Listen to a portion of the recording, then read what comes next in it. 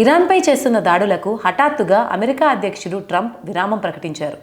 Iran విద్యుత్ కేంద్రాలు, ఇంధన కేంద్రాలపై దాడులు చేస్తామని, వెంటనే హార్ముజ్ జలసంధిని ఓపెన్ చేయాలని హూంకారం చేసిన ట్రంప్ వెంటనే వెనక్కి తగ్గారు. ఆకస్మిక నిర్ణయాలు తీసుకోవడం, వెంటనే వెనక్కి తగ్గడం ట్రంప్కున్న అలవాటే. ఆయన చరిత్ర తెలిసిన వారికి ఇదేమీ ఆశ్చర్యం అనిపించదు. ఈ 5 రోజుల విరామం ప్రకటనలో $1 బిలియన్ ప్రశ్న ఉంది. ఇది తాత్కాలిక విరామమా, దీర్ఘకాలిక ముగింపు వైపు పయనిస్తుందా అనేదే చూడాలి. కాకపోతే ఈ విరామం ఎక్కువగా దీర్ఘకాలిక శాంతి వైపే ప్రయాణించే అవకాశం కనిపిస్తుంది. ఎందుకంటే ఇరాన్పై గత 4 వారాలుగా జరిపిన సైనిక దాడుల్లో అమెరికా, ఇజ్రాయెల్ ఇప్పటి వరకు గుర్తించదగిన ప్రయోజనాలు ఏవీ సాధించలేదు. అమెరికా మద్దతుదారులు తప్ప ఎవరూ ఈ దాడుల్ని ఇప్పటి వరకు సమర్థించలేదు. యుద్ధం చేస్తున్న దేశాల లక్ష్యాలు కూడా స్పష్టంగా లేవు. యుద్ధం ప్రారంభించడానికి ముందు ఇరాన్పై ఎలాంటి ప్రాథమిక లక్ష్యాలు లేకుండానే దాడులకు దిగినట్లు తేటతెల్లమైంది.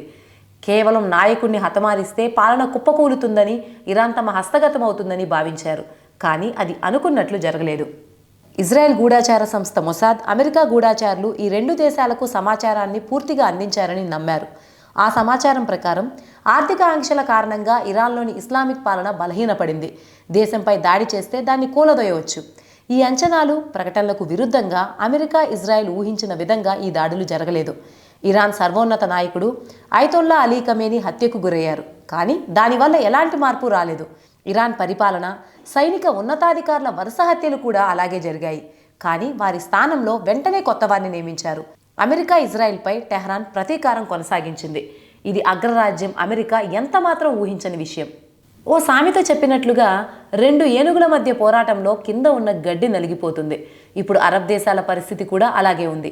అమెరికా, ఇజ్రాయెల్ తమ దేశంపై దాడి చేస్తే అమెరికా ఆశ్రయం ఇచ్చిన గల్ఫ్ దేశాలపై ఇరాన్ ఎదురుదాడికి దిగింది. ఇందులో కువైట్, ఖతార్, ఓమన్, UAE, సౌదీ లాంటి సంపన్న దేశాలున్నాయి. ఏ ఒక్కరిని అది విడిచిపెట్టలేదు. గల్ఫ్ దేశాలకు అమెరికా తన ఆయుధ రక్షణ గొడుగుని అందించినప్పటికీ అది కేవలం ఒక భ్రమ మాత్రమే అని గల్ఫ్ దేశాలకు అర్థమైంది. ఇదే సమయంలో ఇరాన్ అధ్యక్షుడు పెజెష్కియాన్ గల్ఫ్ దేశాల ప్రతినిధులతో మాట్లాడుతూ తమకు వారిపై ఎలాంటి వ్యక్తిగత ద్వేషం లేదని దౌత్యం నడుపుతున్నారు. కేవలం అమెరికా ప్రయోజనాలను మాత్రమే దెబ్బతీస్తున్నామని చెప్పారు. ఇరాన్పై సైనిక దాడులు ప్రారంభమైన ఫిబ్రవరి 28 నుంచి గత 4 వారాలుగా ప్రతి దేశం ఉద్రిక్తతలను తగ్గించుకోవాలని ట్రంప్తో పాటు ఇరాన్లను అభ్యర్థించింది. స్పష్టంగా వారు దాడుల నుంచి వెనక్కి తగ్గమని అమెరికాపై ఒత్తిడి తెస్తున్నారు. ఇది అమెరికా విస్మరించలేని ఒత్తిడి. ఇరాన్, ఖతార్ సంయుక్తంగా పంచుకుంటున్న సౌత్ పార్స్ గ్యాస్ కేంద్రంపై ఇజ్రాయెల్ దాడి చేయడం చివరి అంకం. ఈ దాడులతో దోహా దిగ్భ్రాంతికి గురైంది. పరిస్థితిని మరింత దిగదార్చేలా ఖతార్ ఇంధన వనరుల్లో కిరీటంలో రత్నం వంటి రాస్ లఫాన్పై దాడి చేసి ఇరాన్ ప్రతీకారం తీర్చుకుంది.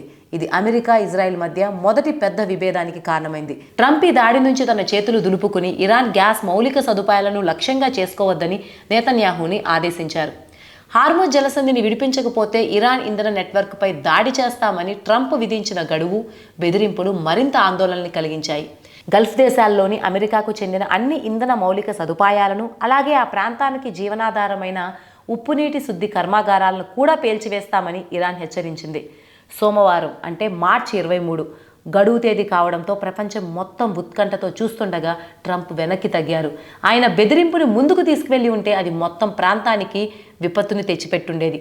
అందువల్ల ప్రళయాన్ని నివారించాలంటే ఈ యుద్ధం ముందుకు సాగడానికి మార్గం లేదు. కాబట్టి ట్రంప్ తీసుకున్న ఈ విరామం శాశ్వతంగా ఉండాల్సిందే. యూరప్లోని తన మిత్ర దేశాలు రంగంలోకి దిగి అమెరికాకి కొంత ఊపిరి పీల్చుకునే అవకాశం ఇస్తాయని ట్రంప్ లెక్కగట్టినట్లయితే అది జరగలేదు. తమది కాని యుద్ధంలో పాలు పంచుకోవడానికి నిరాకరించిన తన నాటో మిత్ర దేశాలను, ఇతర స్నేహపూర్వక దేశాలను అమెరికా అధ్యక్షుడు బహిరంగంగా విమర్శించారు.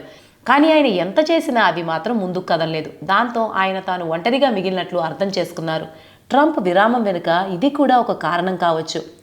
ఇరాన్ సామర్థ్యాన్ని తప్పుగా అంచనా వేసినట్లు కనిపించిన ఇజ్రాయెల్ విషయానికి వస్తే అమెరికాతో కలిసి వారు ప్రారంభించిన సైనిక దాడులే దాని తలరాతగా మారాయి.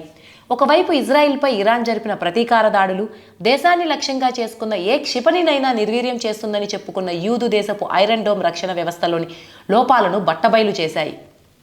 ఇజ్రాయెల్ సైనిక అధికారులు ఐరన్ డోమ్ వ్యవస్థలో ఎక్కడ పొరపాటు జరిగిందో తెలుసుకోవడానికి తమ రక్షణ వ్యవస్థలపై ఆడిట్ చేపడుతున్నట్లు తెలిపారు. ఇజ్రాయెల్కి ఇది పెద్ద దెబ్బ. ప్రపంచ ఆయుధ మార్కెట్లో వారి క్షిపణి నిరోధక వ్యవస్థ ప్రతిష్ట ఇప్పుడు దెబ్బతింది. సైనికంగా తమను ఎవరూ ఏమీ చేయలేరన్న వారి అహంకారపూరిత నమ్మకం కూలిపోయింది. వారి రహస్య డిమోనా అణుకర్మాగారంపై దాడి జరపడానికి ఇరాన్ సిద్ధపడింది.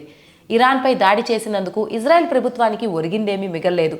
ఇజ్రాయిల్ అమెరికా సంయుక్త దాడులు ఇరాన్లోని పౌరులపై తీవ్ర ప్రభావం చూపాయడంలో సందేహం లేదు.